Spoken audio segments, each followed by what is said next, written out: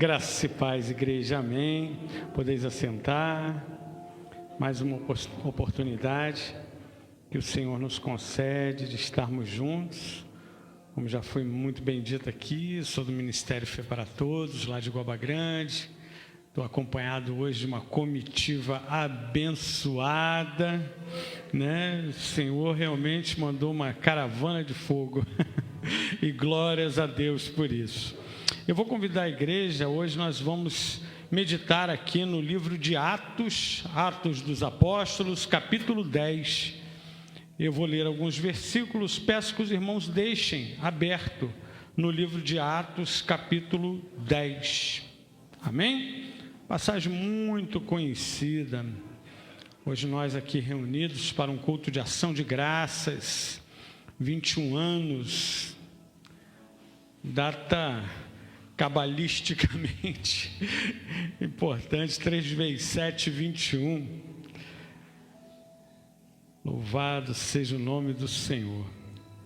Vai dizer assim, Atos 10, eu vou ler a partir do versículo 1, vou ler só até o 6. Peço que os irmãos me acompanhem. Diz assim a palavra de Deus: morava em Cesareia um homem de nome Cornélio, centurião da corte chamada Italiana, piedoso e temente a Deus, com toda a sua casa, e que fazia muitas esmolas ao povo e de contínuo orava a Deus. Este homem observou claramente durante uma visão, cerca da hora 9 do dia, um anjo de Deus que se aproximou dele e lhe disse: Cornélio. Este, fixando nele os olhos e possuído de temor, perguntou: que é, Senhor? E o anjo lhe disse: as tuas orações, as tuas esmolas subiram para a memória diante de Deus. Agora envia mensageiros a Jope e manda chamar Simão, que tem por sobrenome Pedro. E ele está hospedado com Simão, curtidor, cuja residência está situada beira-mar. Só até aqui. Curve a sua fronte, vamos orar. Deus amado, Pai querido Jesus, graças te damos, Senhor, mais uma oportunidade, Senhor, mais um momento que temos, Senhor, de compartilhar e de partilhar da sua palavra, Senhor. Obrigado, Pai, desde já, clamando, Senhor, que eu possa, Senhor, como já foi dito, diminuir, que não seja eu a falar, mas que seja o teu Espírito Santo, Senhor, a falar em alto e bom som, Senhor. Fala, Deus, aos nossos corações, quebranta-nos, Pai, sonda-nos, esquadrinha-nos, Senhor, tanto os pensamentos quanto as emoções, Senhor, e nos quebranta, Pai, nos quebranta e nos molda segundo o teu querer, Senhor, pois aqui estamos reunidos, Senhor, sim, para te adorar, para lhe render graças, Senhor, mas também, Senhor, para sermos moldados, Senhor, nos tornarmos instrumentos úteis, Senhor, segundo o teu querer, segundo a tua obra. É a oração que te faço e te agradeço no nome de Jesus. Amém e graças a Deus. Podeis assentar. Essa passagem, como disse, é conhecida, ela vai avançar por todo o capítulo 10, e aqui nós vimos o centurião Cornélio, que vai vir a ser conhecido como o primeiro, gentio a ser batizado com o Espírito Santo. A história vai desenrolar da seguinte forma: como vimos aqui, Cornélio, após ter uma visão de um anjo, este o orienta a enviar homens a Jope, uma cidade relativamente perto ali de Cesareia, coisa de 50 quilômetros de distância, onde ele pede que seja trazido à sua presença a Pedro, pois Pedro tem palavras importantes que devem ser ditas a ele. Assim Cornélio vai fazer. E ao mesmo tempo, enquanto Cornélio ainda está ali recebendo a orientação e enviando os seus homens, o apóstolo Pedro em Jope, ele estava por volta de meio-dia, ele sobe a laje,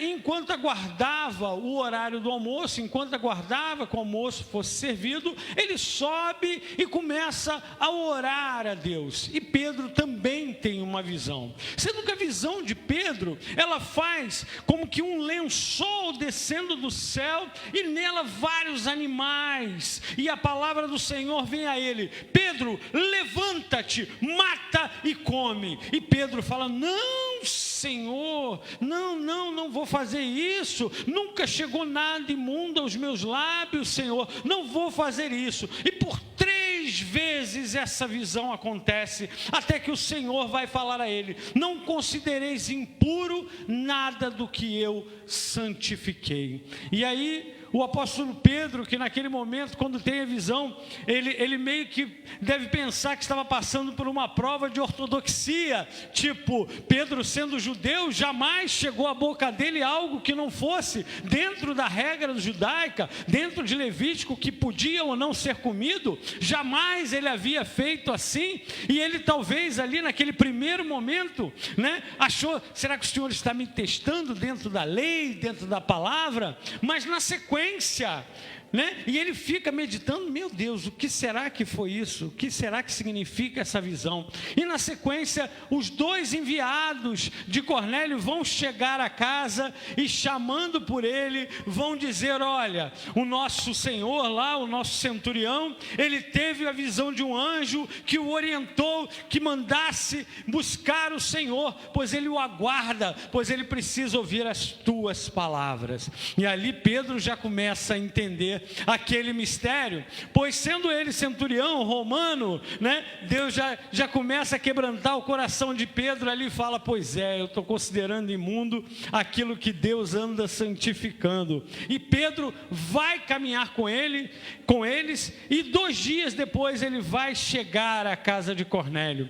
Chegando lá, ele é recebido com muito carinho, com muitas honras, ao ponto de que Cornélio, ao identificar que aquele era Pedro que estava chegando, Cornélio se lança ao chão e o adora. E Pedro fala: não faça isso, eu sou homem como você, por favor, fique de pé. E aí Pedro vai entrar na casa daquele centurião romano, algo que não seria lícito a um judeu ortodoxo. Ele chega a explicar isso para os romanos e fala: olha, não seria lícito eu estar aqui na companhia de vocês, mas aquilo que Deus santificou, eu não posso considerar impuro. Aquilo que Deus tem para trazer a esse lugar, não serei eu que impedirei. E aí Pedro, com muita humildade, isso eu gosto, eu acho que entre tantas lições que nós temos aqui, Pedro, mas o que você espera de mim? E aí, Cornélio, que você nos fale. E aí Pedro vai anunciar tão somente o que ele sabia, que havia vindo Jesus, e que esse veio da parte de Deus, e que este era santíssimo, e que este deu a vida por todos os pecadores, e que no 3º dia ele ressuscitou, e todo aquele que nele crê hoje tem a remissão dos pecados e a vida eterna. E enquanto Pedro ainda falava, já veio sobre Cornélio, sua família e todos que estavam naquele ambiente o Espírito Santo de Deus, e todos ali verdadeiramente se converteram ao Altíssimo e o reconheceram como Deus, Senhor e Salvador. E na sequência eles vêm a ser batizados e vêm realmente a se tornarem igreja do Senhor. É um divisor de águas. E quando o Senhor me dava essa palavra, eu falava: mas Senhor, é um culto de ação de graça, né? Curso de ação de graça, 21 anos. Eu achava até que era 22. Mas Deus me falava: esse é um divisor de águas. É uma palavra que ela marca um momento na história da igreja. A partir daqui, Pedro vai se reunir já no capítulo 11 com os demais apóstolos e os membros da igreja naquele período, e admirado vai falar: então, o mesmo Espírito que veio sobre nós, agora veio sobre os gentios, aqueles que não são judeus de nascença, aqueles que não eram da lei, esses receberam, foram alcançados e hoje são igreja. E ali há um divisor de águas e fala: então a palavra é para todos. O Senhor não faz acepção de ninguém.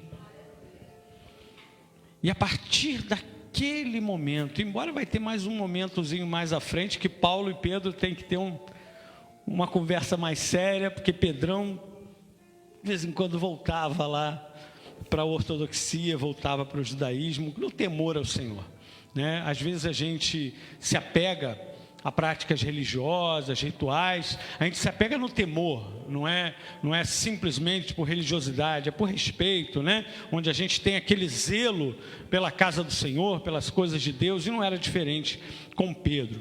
Mas é interessante, aqui a gente vai falar um pouquinho deles, mas não por acaso, né? Esse é o segundo livro escrito por Lucas. Durante muito tempo era Lucas 1 e Lucas 2, inclusive, né? Não chegou a ter esse nome formal, mas era assim tratado, né? No passado.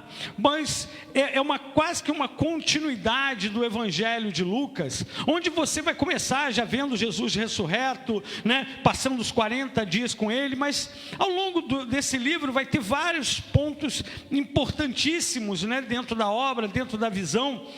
No capítulo 9 mesmo a gente tem a conversão de Saulo, né, que vem a ser o apóstolo Paulo. Mas algo me chamou muito a atenção, ainda aqui no finalzinho do capítulo 9, pela sua semelhança até com o início do capítulo 10, que vai falar de Dorcas, né?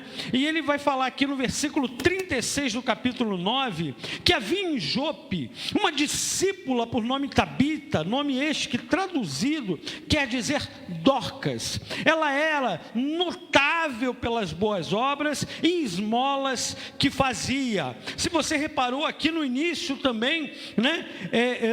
No segundo versículo logo do capítulo 10, que diz que Cornélio era piedoso, temente a Deus com toda a sua casa, e que fazia muitas esmolas ao povo, e de contínuo orava a Deus.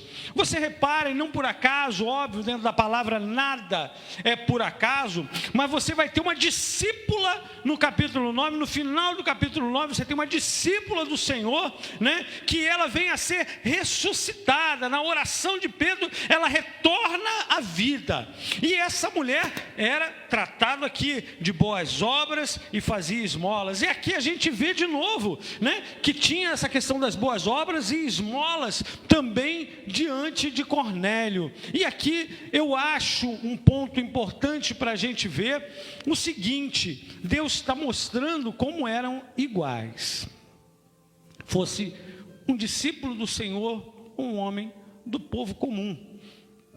Ambos faziam boas ações. E outra coisa aqui, só entender esmola, culturalmente a gente tem uma percepção de esmola um pouco diferente da base bíblica, que não é a gente dá esmola, é restinho, né? Deu um resto de dinheiro, um resto de comida, né? Não, esmolas era o compartilhar, era dividir. Ele era por um caso do Cornélio, era uma pessoa de mão aberta, como a gente diria hoje. Ele não ficava retendo riquezas e preocupado com aquelas coisas. Não, ele era um homem de boa índole, um homem que ajudava a todos quanto podia. E eu acho um importante ponto, logo para a gente começando já a conversar aqui um pouquinho de Cornélio, mas é bom você notar que tanto Cornélio quanto a discípula, eles faziam boas coisas. Então não é pelas coisas que nós fazemos, e você vai ver que mesmo Cornélio sendo um homem bom, um homem que estava em busca do Senhor, e eu vou te explicar algumas características sobre ele, mas você vê que o anjo de Deus é enviado a ele, mas você não vê o anjo de Deus falando para ele: então, Jesus é o caminho, a verdade, a vida, se creres nele, terás perdoado os seus pecados, e terás a vida eterna, serás salvo. Você não viu o anjo falar isso. Você vê o anjo falar: olha só, rapaz, você está no caminho certo, você está fazendo tudo muito bem, é isso aí, continua nessa força, mas está te faltando uma coisa, e isso eu não posso te falar. Quem tem para te falar é a igreja do Senhor, lavada e remida no sangue do Cordeiro. Manda chamar a Pedro, que está perto de você, o mais pertinho, vai lá, você tem que ouvir o que ele tem para te dizer. E esse é o nosso papel. De nada adianta boas obras, boas ações, enquanto você não entender que a salvação ela só vem por intermédio de Cristo Jesus. É necessário. E eu quero que você entenda aqui um pouquinho da história de quem é esse Cornélio. Eu vou extrapolar um pouco o texto aqui, vamos avançar um pouquinho aqui em informações culturais para você melhor entender. Quando vai dizer aqui que Cornélio era um centurião, né? Você já, em outros textos, com certeza a maioria aqui já tem essa informação, que ele comandava uma legião de até 100 homens, não era matematicamente 100 não, era em torno de 100 homens, né? Uma centena de homens. Ele era qualificado, tinha autoridade para fazer isso. Mas tem uma curiosidade aqui, que quando vai dizer que Cornélio era da corte chamada italiana, ou do regimento italiano, isso vai chamar uma atenção especial, e eu quero que você entenda.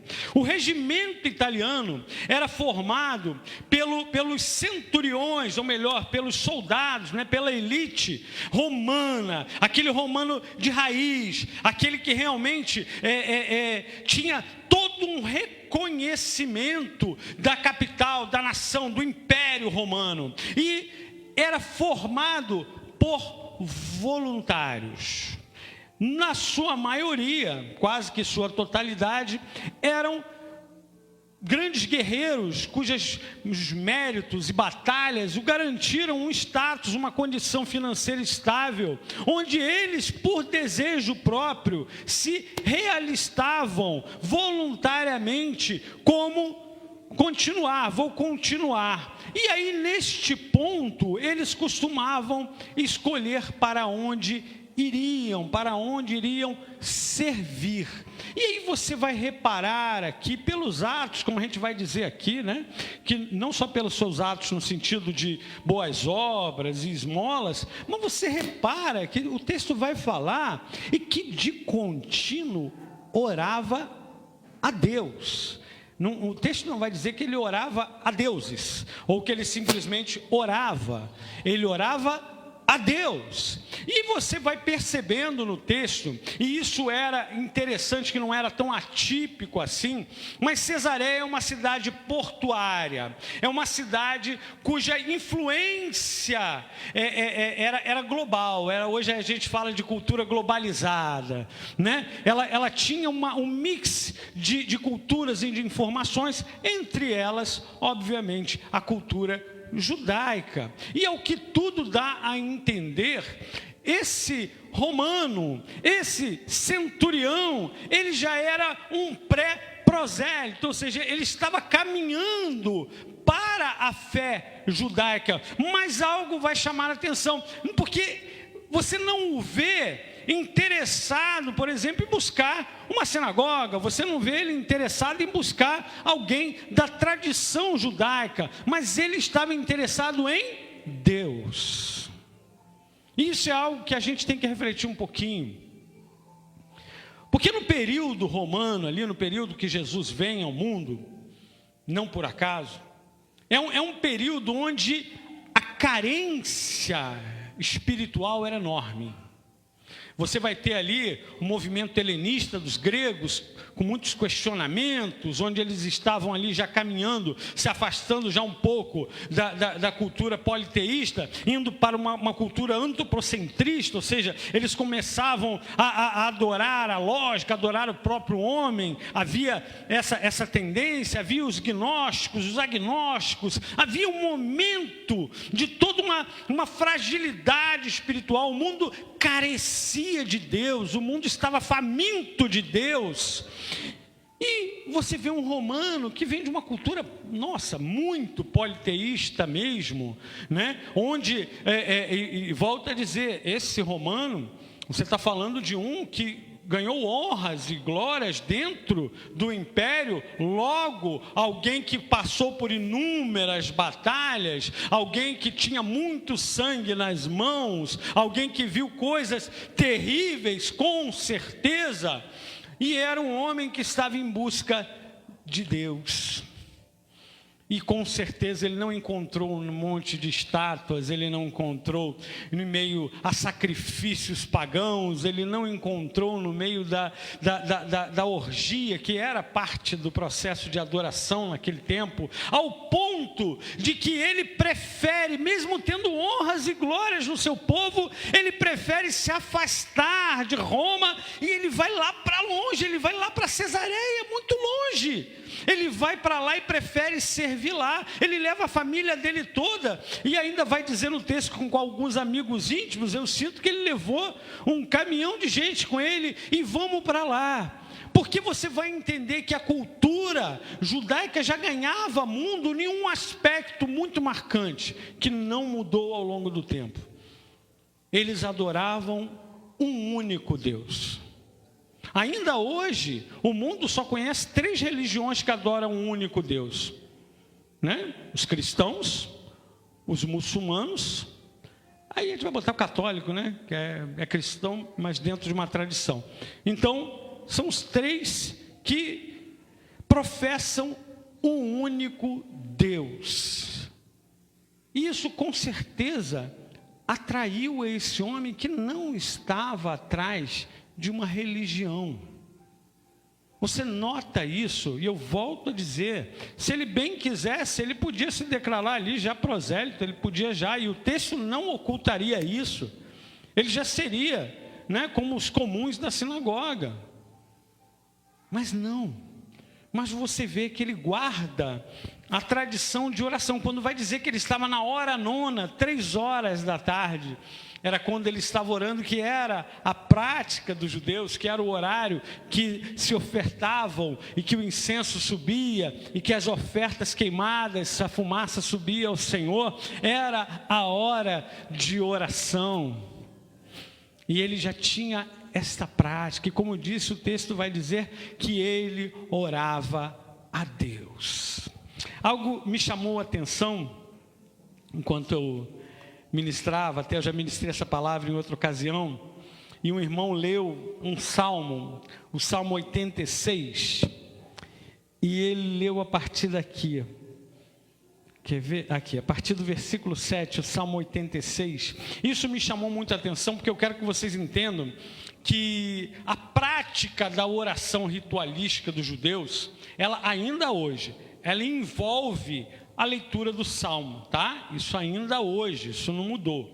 O Salmo, ele tanto é cantado, porque eles são músicas, todos os salmos são louvores, mas ainda hoje, na prática, eles são usados como base de oração. E o Salmo 86, eu consigo, eu ouvir esse Salmo, eu via e entendia como um homem, como Cornélio, poderia estar de joelhos, lendo esse salmo, entoando esse salmo, que vai dizer a partir do versículo 7: no dia da minha angústia, clamo a ti, porque me respondes.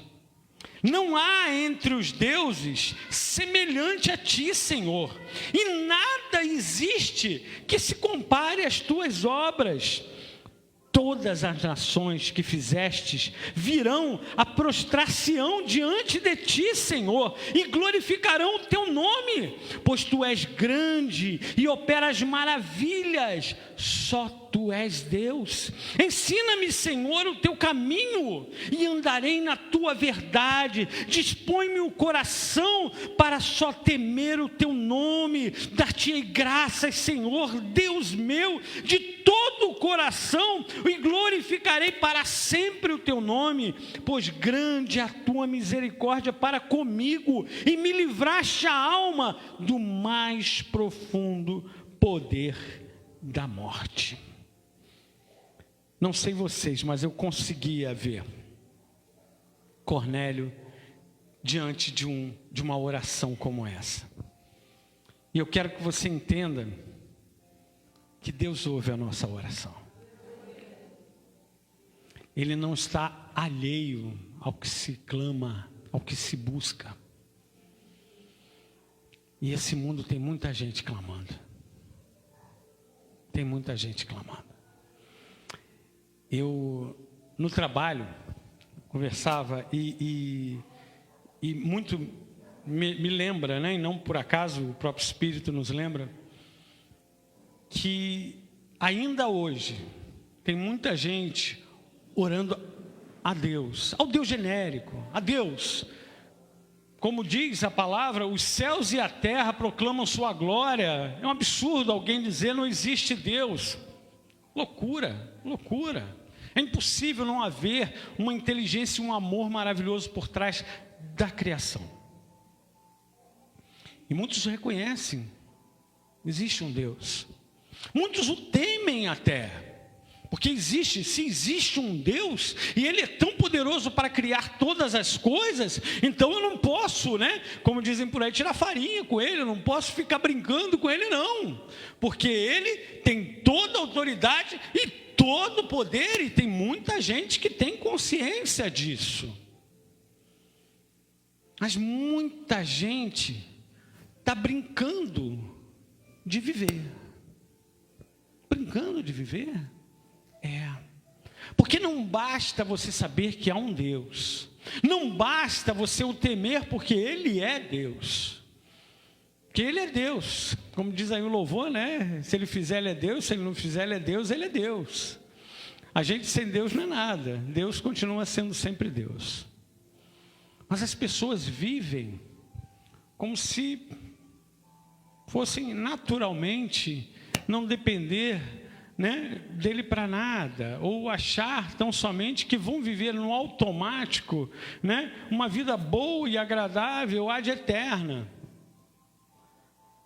Mas nós sabemos que a palavra de Deus, ela veio para testificar, ela veio para testemunhar e manter vivo a chama que traz a esperança, a chama que traz a salvação, que é o nome de Jesus. Como vimos no testemunho, eu acho lindo, quando vemos que Deus está atento até aquele que tinha as mãos sujas de sangue, até aquele que poderia hoje, você e eu, o subestimarmos. Isso aí, pelo amor de Deus, não vou nem falar de Jesus para ele. Sabe o que ele já fez? Sabe quem ele é? Sabe o que ele já aprontou? Aí a gente vem com a classe, eu sei quem ele é, eu já conheço aquela pessoa.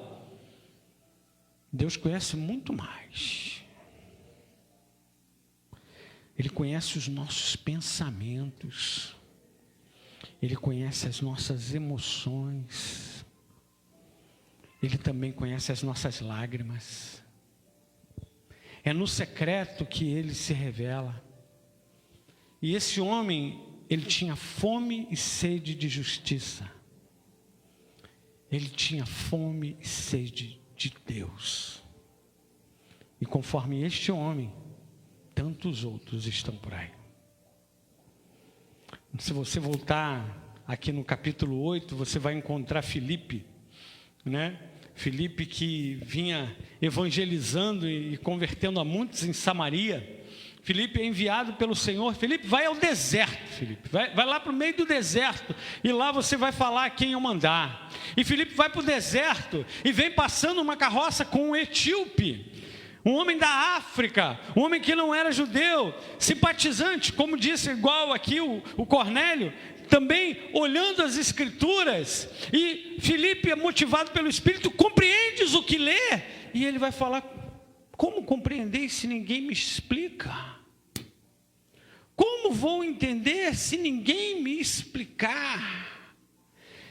E aí Filipe vai entrar ali e vai explicar, ele lia o livro de Isaías, falando da profecia, falando ali da vinda do Messias. E ele vai falar, então ele veio, e ele se revelou, ele é Jesus, ele pagou o preço de cruz, mas ele ressuscitou no terceiro dia.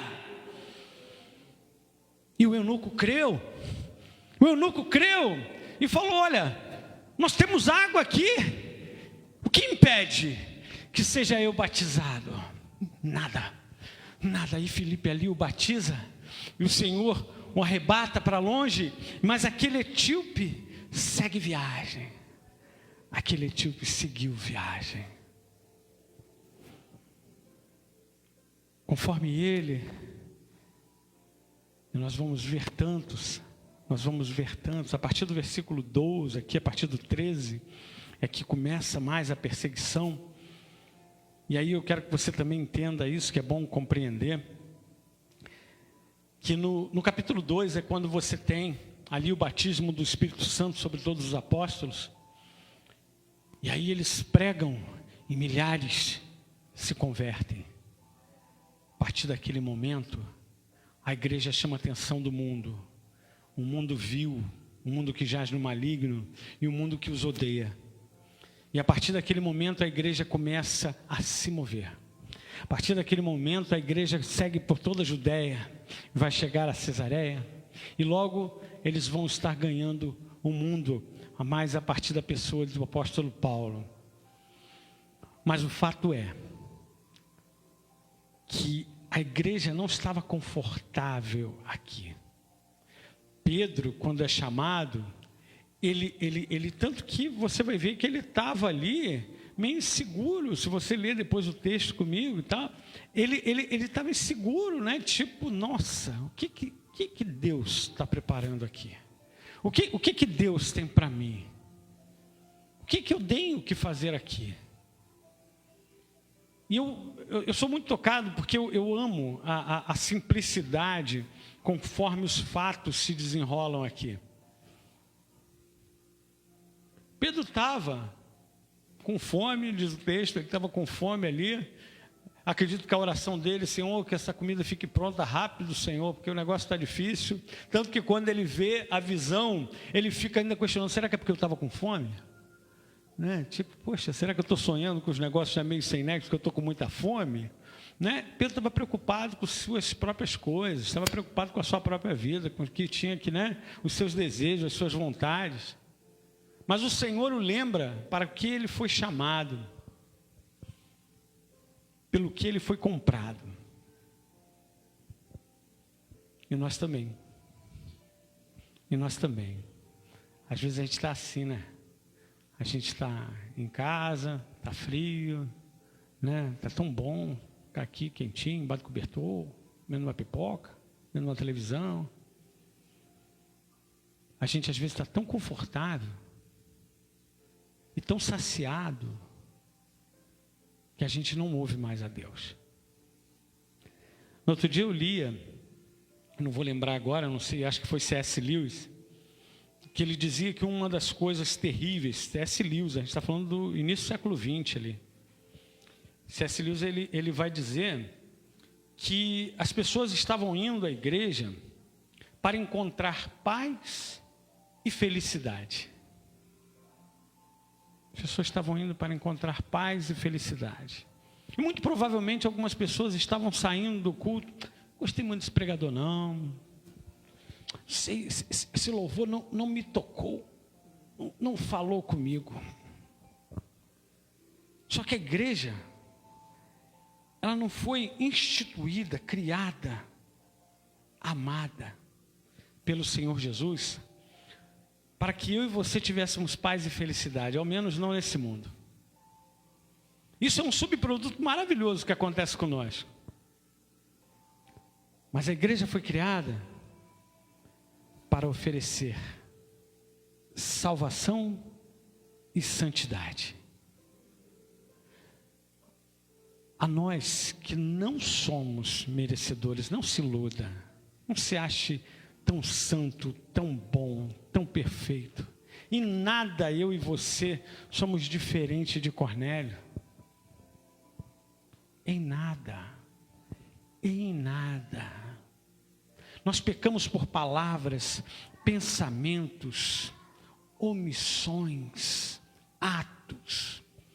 E não fazemos porque somos santos e a carne é fraca. Nós somos pecadores e os pecadores pecam.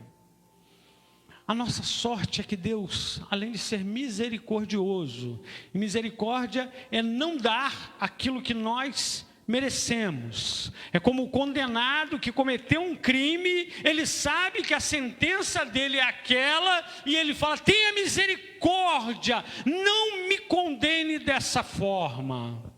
Deus é misericordioso, Ele não nos condena conforme o nosso pecado. E não bastasse isso, Ele nos ofereceu a sua graça maravilhosa, que é o favor imerecido, é aquilo que nem eu nem ninguém jamais foi capaz de conquistar.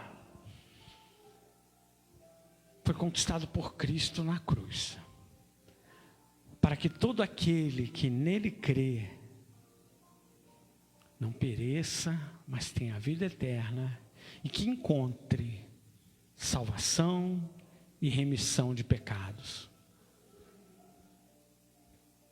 Mas ele precisa de uma igreja santa, uma igreja separada.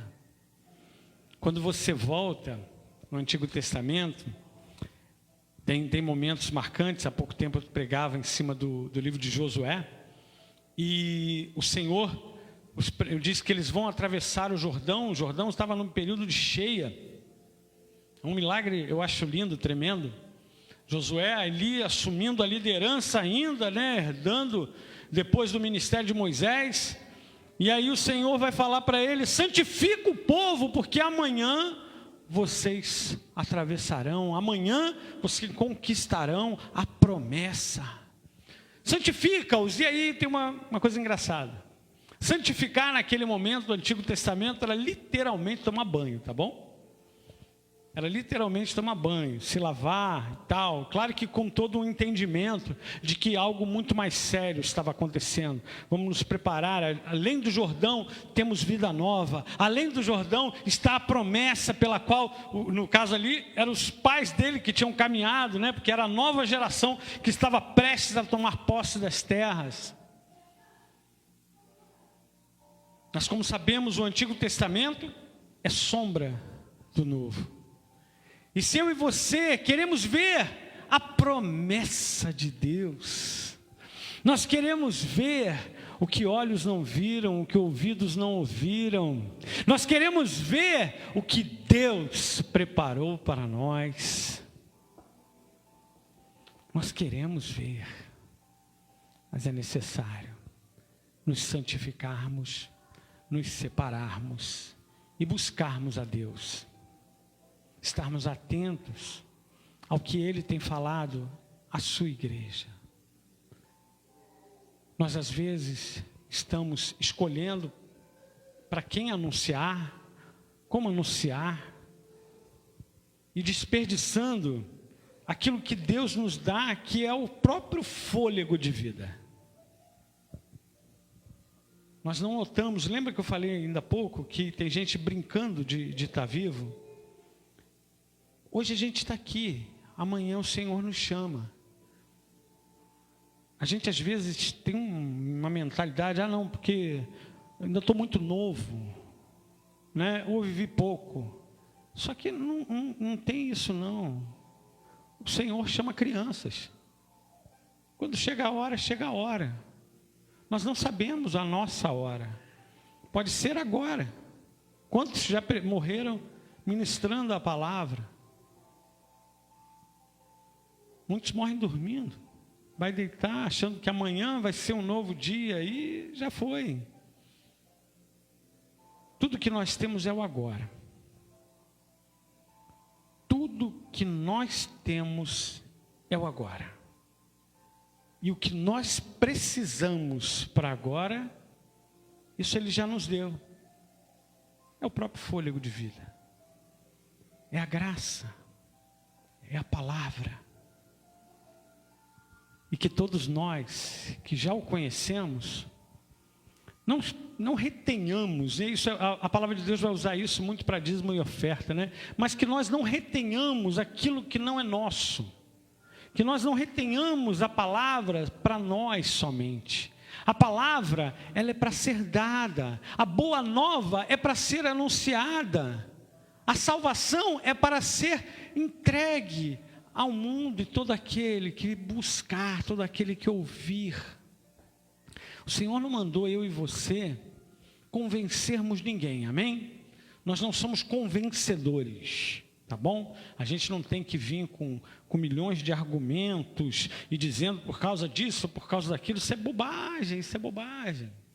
A palavra vai nos dizer que a fé vem pelo ouvir a palavra de Deus. E vai dizer que quem convence o homem do pecado, da justiça e do juízo vindouro é o Espírito Santo de Deus. Mas ele comissionou, nós somos a grande comissão, como é chamada. Ele comissionou a sua noiva. Ele comissionou a igreja amada a anunciar as boas novas de salvação.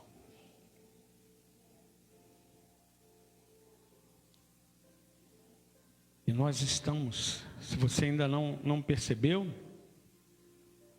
nós estamos aí vivendo dias maus, vivendo já o prenúncio dos sinais dos fins dos tempos.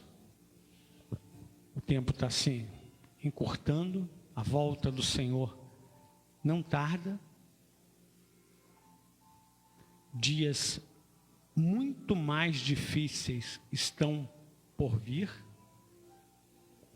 onde eu e você, talvez, e Deus queira que não, mas onde eu e você poderemos nos arrepender, porque vão nos calar, ou vão tentar nos calar, e vão haver pessoas que nós vamos falar: eu tive a chance, eu podia ter falado, mas eu não falei. Eu tinha toda a liberdade, eu tinha toda a chance, mas eu não falei. E aí eu tenho visto, e eu já estou caminhando aqui para o final, eu tenho visto uma igreja fragilizada em tempos de paz. Eu tenho visto uma igreja sofrida, machucada.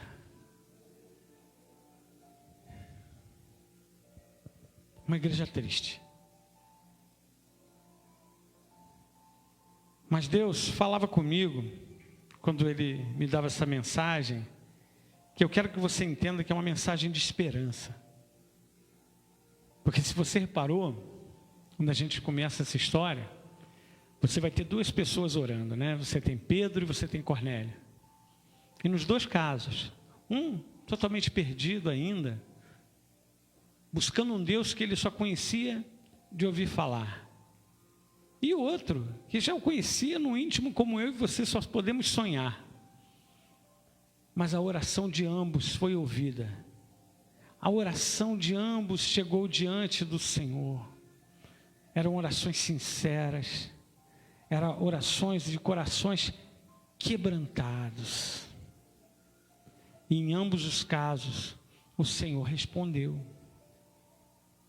O Senhor não deixou aqueles que o buscam em espírito e verdade, Ele não os deixou sem resposta. Pelo contrário, Ele enviou anjo, Ele falou pelo próprio Espírito, Ele fez milagres, maravilhas e sinais.